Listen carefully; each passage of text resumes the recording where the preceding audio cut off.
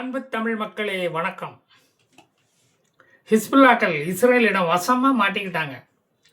Israel சமீபத்தில் லெபனானில் கண்டுபிடித்த அண்டர் கிரவுண்டு டனலுக்கு உள்ளே 1 டஜனுக்கும் மேலே ஹிஸ்புல்லாக்கள் மாட்டிக்கொண்டு முழிக்கிறார்கள். இஸ்ரேலிய மிஷின் கண்ணுக்கு பயந்து இந்த கண்ணுக்குட்டிகள் உள்ளே இருந்து கொண்டு அம்மா அம்மா என்று கூப்பிடுகின்றன. டன்னலுக்குள் இருந்து சாகப் போவதை அறிந்து அல்லாஹ்கிட்டயா போய் முறையிட முடியும்? அவர் தான் இஸ்லாமியர்களை ஏறெடுத்தும் பார்ப்பது இல்லையே. அமெரிக்கா கிட்ட தான் முறையிட முடியும். பீஸ் டீல் பத்திரத்தில் புதுசாக ஒரு பேராவை சேர்த்தது ஈரான். ஹிஸ்புல்லாக்களையும் பல புள்ள குட்டிகளையும் பல குட்டிகளையும் வைத்து சோறு போட்டு வளர்த்து கொண்டிருக்கும் தயாள சிந்தனையாளன் அவன். அவர்கள் குகைக்குள்ளே போய் பன்பட்டர் ஜாம் சாப்பிட போய் ஜாம் ஆகி அங்கேயே நின்றுட்டாங்க. அவங்கள எப்படியாவது விடுவிக்கணும் என்று அந்த பீஸ் டீல ஒரு பேராகிராஃப் சேர்த்துருக்காங்க. அவர்களை கருணை உள்ளத்தோடு தாயுமானவராக, ஒரு தந்தையாக, ஒரு அப்பாவாக அவர்களை விடுவிக்க வேண்டும் என்று ஈரான் பவ்யமாக தெனாவட்டாக ஒரு கோரிக்கையை வைத்திருக்கிறது. கோரிக்கை அற்று கிடக்குது அண்ணே இங்கே வேரில் பழுத்த பலா என்ற பாரதிதாசனின் வரிகள் தான் எனக்கு ஞாபகத்துக்கு வருகிறது. மனைவிமார்கள் விதவைகளாக மாறிவிடக்கூடாது என்ற ஒரு கரிசனமாக அது இருக்கும் என்றுதான் தெரிகிறது. அங்கதான் விதவைகள் மறுமணம் அங்கீகரிக்கப்பட்ட ஒரு விஷயமாச்ச. பெரியார் கால் வைக்காத அந்த மண்ணில் அங்குள்ள பெரியோர்கள் அந்த பாலிசியை முன்னாலேயே கொண்டு வந்துட்டாங்களே. அப்புறம் என்ன? அந்த துக்கத்தில் தான் பெரியாரிஸ்டுகள் கருப்பு சட்டை போட்டுக்கிட்டு கற்போடு இங்கு வாழ்கிறார்கள். துணை இழந்த பெண்களுக்கு காதல் பொய்யோ, சுகம் வேண்டாதிருப்பதுண்டோ என்று அதனால் தான் அந்த வேர்க்காத அந்த கவிஞர் பாடிவிட்டு சென்றான். சரி, இனி நம்ம விஷயத்துக்கு வருவோம். இவ்வளவு பெரிய டனலை ஏன் அமைத்தார்கள்? மக்களின் உயிரை காக்கும் மருந்துகளை அங்கு கொண்டு போய் வச்சு அடுக்கி வைப்பதற்காகவா? ஏழை லெபனீசுகள் பஞ்சத்தில் வாடும்போது அவர்களை காப்பாற்ற ஃப்ரோசன் ஃபுட்டுகளை அலமாரிகளில் அங்கு கொண்டு போய் அடுக்கி வைத்து அழகு பார்ப்பதற்காகவா இதை அமைத்தார்கள்? ரகசியமாக ஈரானில் இருந்து வரும் மிசைல்கள் ஆயுதங்களை பதுக்கி வைத்து இஸ்ரேலை அதிரடியாக திடீரென தாக்கி அழிப்பதற்குத்தான் இதை அமைத்தார்கள். ஒரு இஸ்ரேலியன் உயிரோடு இருந்தால் கூட நம்ம பாலஸ்தீன நாட்டை அடைய முடியாது, அதில் ஒரு அறிவாலயத்தை கட்ட முடியாது, அமைக்க முடியாது என்பதனால் தான் அவர்கள் இந்த முயற்சியெல்லாம் எடுக்கிறார்கள். குகை டனலை கெட்டுகிறார்கள். அதனால் தான் இந்த முஸ்லிம்களை அவர்கள் காட்டினார்கள். ஆனால் பாருங்க, வெண்ணெய் திரண்டு வரும்போது தாலி உடைந்து போய்விட்டது. குகை இஸ்ரேலியன் கண்ணில் பட்டு விட்டதே. இஸ்ரேலுடனான போர் இந்த டனலில் மட்டும் இப்போ நடக்கலை. அமெரிக்கா ஈரான் நடத்தும் நெகோசியேஷன் டேபிள்லையும் நடக்குது. யாராவது இந்த இஸ்ரேலின் தாக்குதலை நிறுத்த சொல்லுங்கப்பா. அமெரிக்கா சொன்னாலும் கேட்க மாட்டேங்கிறானே. பேச்சுவார்த்தை தொடரணுமானா லெபனானை தாக்குவதை இஸ்ரேல் உடனடியாக நிறுத்த வேண்டும். அப்பத்தான் ஒப்பந்தத்தில் நாங்கள் கை நாட்டு போடுவோம் என்கிறது ஈரான். இஸ்ரேலோ, நாங்கள் லெபனானுடன் போர் புரியவில்லை, ஹிஸ்புல்லாக்களுடன் தான் போர் புரிகிறோம். ஒவ்வொரு ஹிஸ்புல்லா மரணத்துக்கும் 1 பவுன் மோதிரம் தருகிறேன் என்று உறுதிமொழி தந்திருக்கிறார் நெதன்யாகு. அதனால் தான் இந்த தீவிரம்.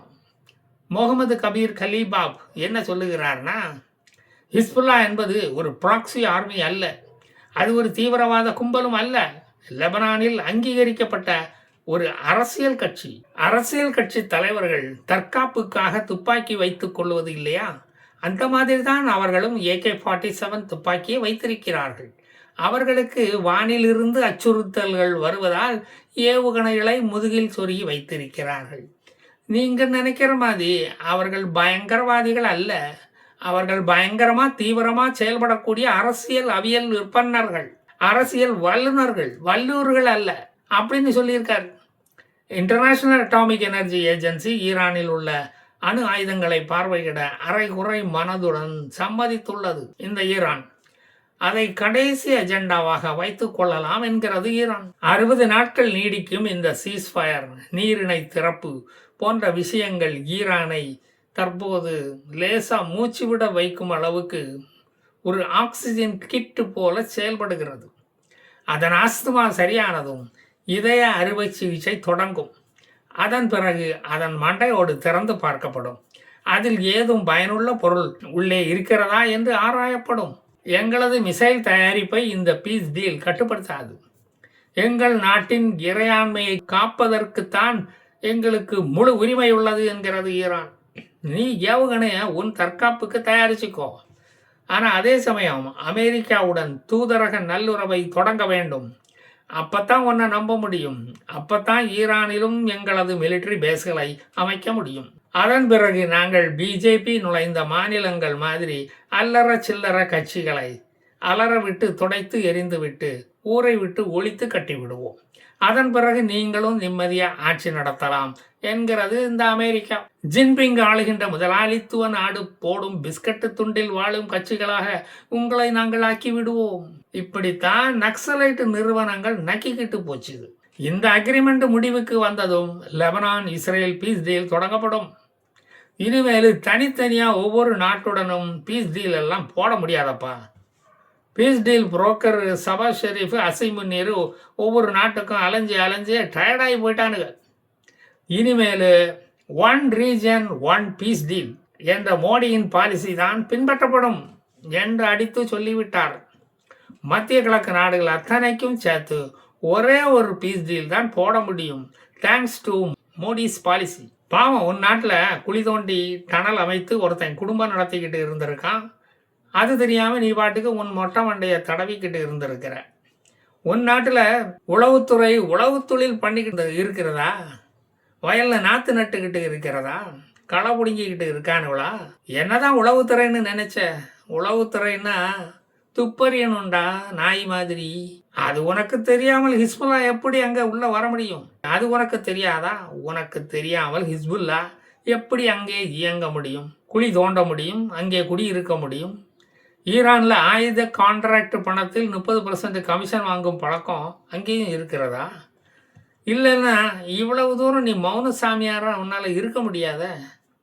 ஹிஸ்புல்லா மரங்கள் சாயும் போது அதில் குடியிருக்கும் பறவைகளும் குஞ்சுகளும் சாகிற மாதிரி உன் நாட்டு அப்பாவி மக்களும் அல்லவா இங்கு சாகிறார்கள். அதையெல்லாம் நீ கண்டுக்க மாட்டியா?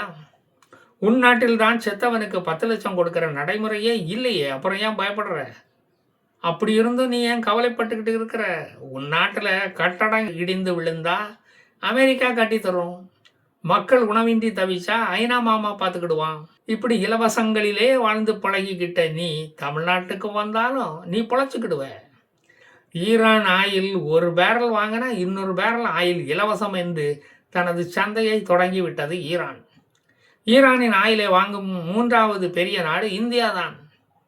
ஈரானுடைய ஆயிலில் இம்பியூரிட்டிஸ் குறைவாக இருப்பதாலும் இந்தியாவின் அருகாமையில் ஈரான் இருப்பதாலும் இந்தியா ஈரானிய ஆயிலை வாங்கவே விரும்புகிறது. ஏற்கனவே ரஷ்யாவுக்கும் வெனின்சுலாவுக்கும் ஆர்டர் போட்டு இருப்பதால் அது வந்த பிறகுதான் அடுத்த ஆர்டரை உங்களுக்கு தர முடியும். இதற்கிடையில் பிலிப்பைன்ஸு, இந்தோனேஷியா, சவுத் ஆப்பிரிக்கா, ஆர்மீனியாவை தொடர்ந்து யுஏஇயும் இந்தியாவின் பிரம்மோஸ் ஏவுகணைகளை வாங்க முன்வந்து இருப்பது ஈரானுக்கு பீதியை கிளப்பி விட்டு விட்டது. முன்ன மாதிரி சப்ஜாடா ஏவுகணை விட முடியாது. ரஷ்யாவும் வேற தனியாக பிரம்மோஸ் ஏவுகணைக்கு ஆர்டர் போட்டிருக்கு. ஓடக்கடையில் மளிகை சாமான் வாங்குவதற்கு நீண்ட கியூ வரிசை நிற்கிற மாதிரி உலக நாடுகள் வரிசையில் வந்து இங்கே நின்று கொண்டு இருக்கிறது. டிஆர்டிஓ ஆஃபீஸ் அதிகாரிகளும் விஞ்ஞானிகளும் ரொம்ப பிஸி ஆகிட்டானுங்க. இந்தியாவும் பாலிஸ்டிக் மிசைல்களை இடைமறித்து தாக்கும் திறமை படைத்த நாடுகளின் பட்டியலில் இடம்பெற்று விட்டதால் இப்போ ரொம்ப பிஸியாகிவிட்டது. இப்போது உள்ள கரப்பாம்பூச்சி அரசியல்வாதிகளின் அவியல் அரசியலை கவனிக்க கூட இந்தியாவால் முடியவில்லை.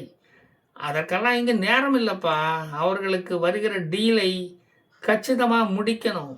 நமக்கு வருகிற டிஃபென்ஸ் டீலை கச்சிதமாக முடிக்கணும். முடித்து விட்டு காரில் ஏறும்போது கைகளால் சைகை காட்டணும். தெரியுமா? இந்தி கூட்டணி தலைவர்களின் கதறல், நாயகர்களின் கதறலை பார்ப்பதற்கு கேட்பதற்கு இங்கு நேரமில்லை. அரசியல்ல இதெல்லாம் சகஜமப்பா என்று கடந்து போக வேண்டியதுதான். நான் மறுபடியும் வந்து மீதியை சொல்கிறேன். வரட்டா? ஜெய் ஹிந்த்.